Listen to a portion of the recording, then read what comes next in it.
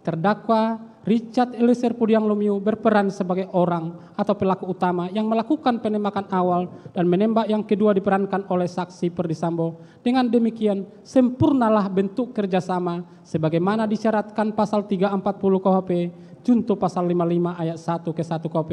Dengan demikian, dalil penasihat hukum terdakwa Richard Eliezer Pudiang Lumiu harus dikesampingkan. 2.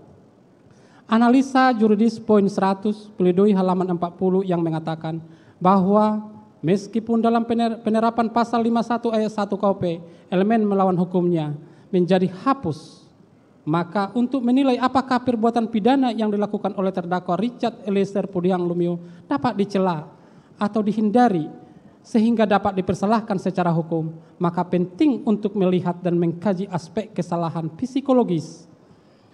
Dalil pledoi penasihat hukum terdakwa Richard Eliezer Pudiang Lumiu adalah tidak tepat.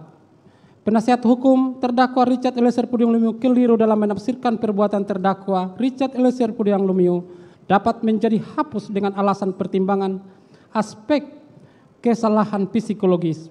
Apakah terdakwa Richard Eliezer Pudiang Lumiu dapat dilepaskan dari pertanggungjawaban karena aspek psikologis? Jawabannya tentu tidak.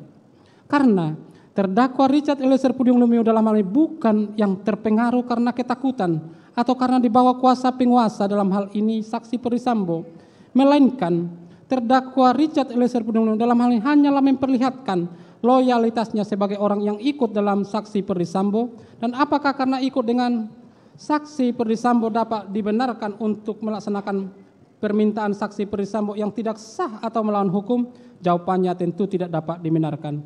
Sehingga apa yang dikemukakan oleh ahli hukum Jan Remlik berpendapat suatu perintah yang diberikan secara utuh tidak sah, tidak menandakan sifat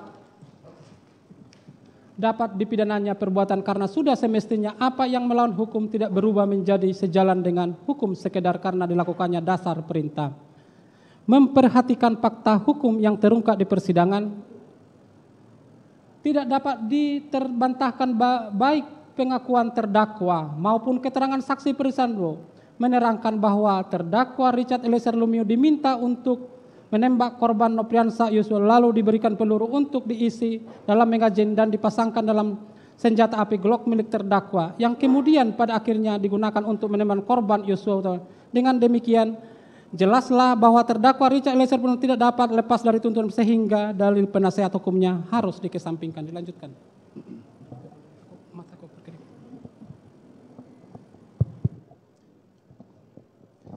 3. Analisa yuridis poin 106 halaman 45 pledoi tim penasihat hukum yang menyatakan bahwa jaksa penuntut umum hanya menilai sikap batin dari terdakwa Richard Eliezer Pudiang Lumiu dari ukuran normatif dari perspektif jaksa penuntut umum dan tidak melihat kesalahan psikologis yang sebenarnya sudah diterangkan oleh ahli dari jaksa penuntut umum maupun ahli penasihat hukum terdakwa. Terima kasih sudah nonton. Jangan lupa like, subscribe, dan share ya.